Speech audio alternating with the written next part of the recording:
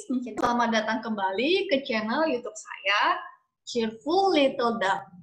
Sebelumnya, kita sudah membahas bagaimana caranya memberikan respon yang tepat untuk mencegah anak tantrum. Kali ini saya akan membahas tips-tips membuat anak nurut kepada orang tua dan guru. Anak sendiri jarang sekali tidak nurut karena dia tidak sopan atau sengaja membuat orang tuanya marah. Biasa saja karena orang dewasa memberikan terlalu banyak perintah secara bersamaan atau perintah yang terlalu panjang dan sulit dimengerti oleh anak. Contohnya nih, adik bangun, sudah telat, nanti gurunya marah, nanti nggak bisa main sama teman-temannya. Perintah yang terlalu panjang seperti itu membingungkan bagi anak-anak usia dini. Alasan lainnya adalah sebagai cara menunjukkan kekuatan mereka. Anak juga seperti orang dewasa yang memiliki keinginan untuk membuat keputusannya sendiri.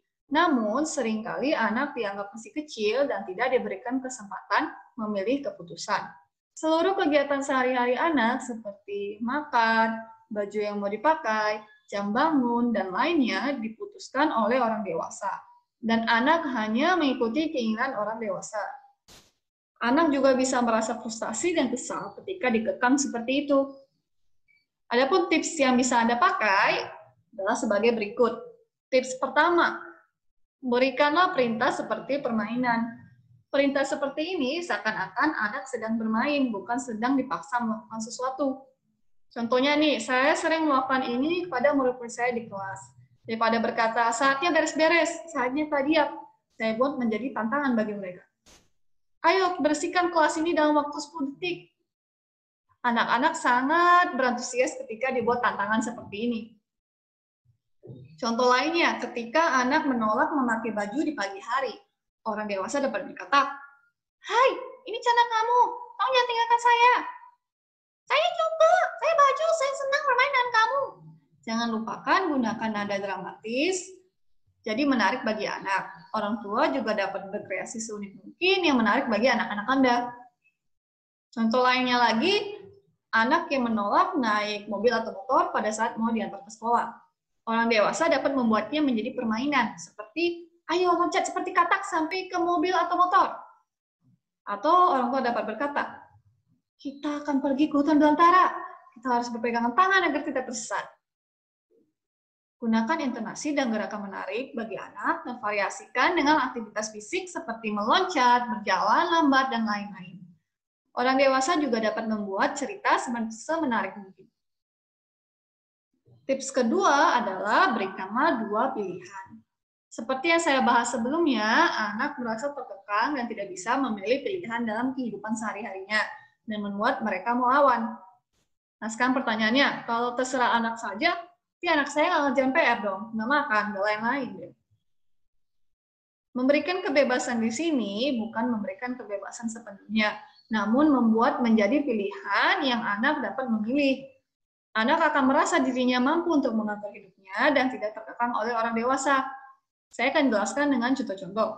Contoh yang pertama, misalnya pada saat berbelanja bersama anak.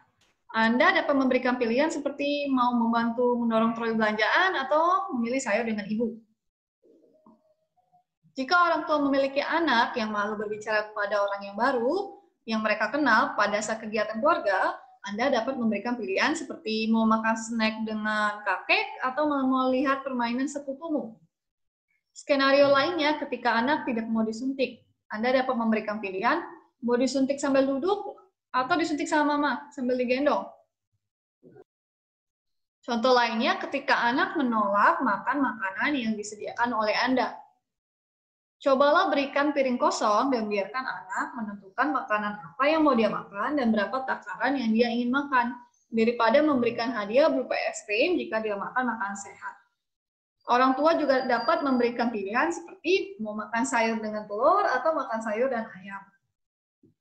Contoh lainnya ketika meminta anak mengerjakan PR. Adik mau kerjakan PR baru mandi atau mandi baru kerjakan PR. Hindari memberikan pilihan berupa ancaman seperti mau tidur sekarang atau dipukul. Orang tua dapat memberikan pilihan mau tidur setelah dibacakan cerita atau langsung tidur.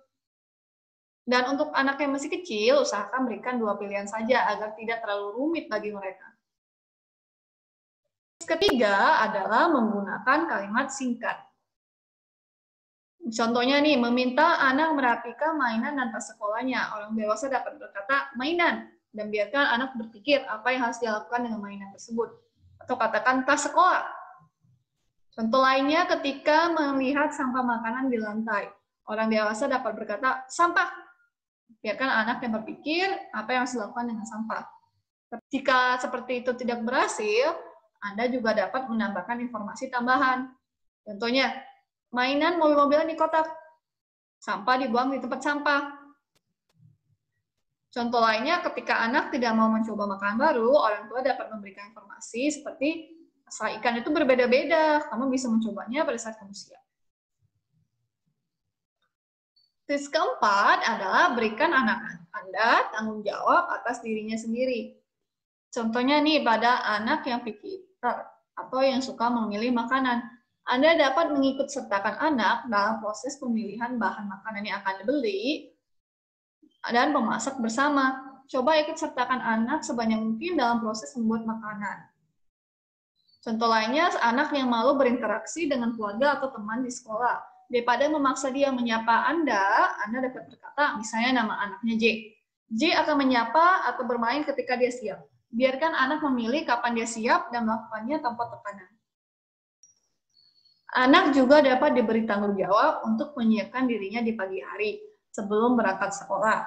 Misalnya membuat poster yang ditempelkan di dinding tentang tahap-tahap yang mereka harus lakukan di pagi hari, seperti mandi, makan, pakai baju, dan lain-lain. Anak dapat dengan mandiri menambahkan stiker atau penanda lainnya ke setiap tahap yang dia telah lakukan. Orang tua juga dapat berkreasi untuk posternya semenarik mungkin agar anak-anak tertarik. Tips kelima adalah ungkapkan perasaan Anda pada saat anak melakukan perbuatan yang Anda tidak sukai. Menjelaskan apa yang sedang Anda rasakan dapat membantu anak belajar cara mengungkapkan perasaannya juga.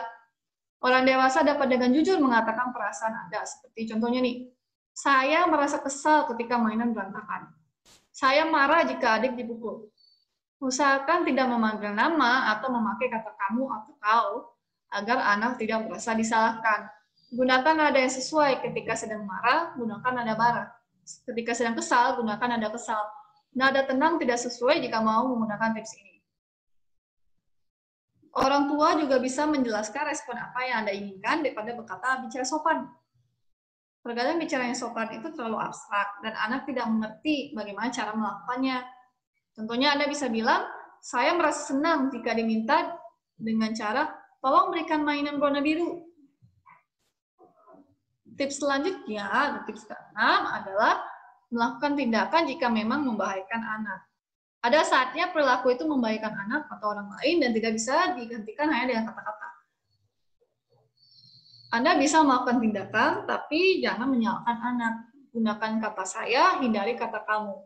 Daripada berkata, berhenti melempar mainan, kamu bandel sekali. Orang dewasa dapat berkata, saya menyimpan mainan ini sekarang, saya tidak mau ada yang terluka.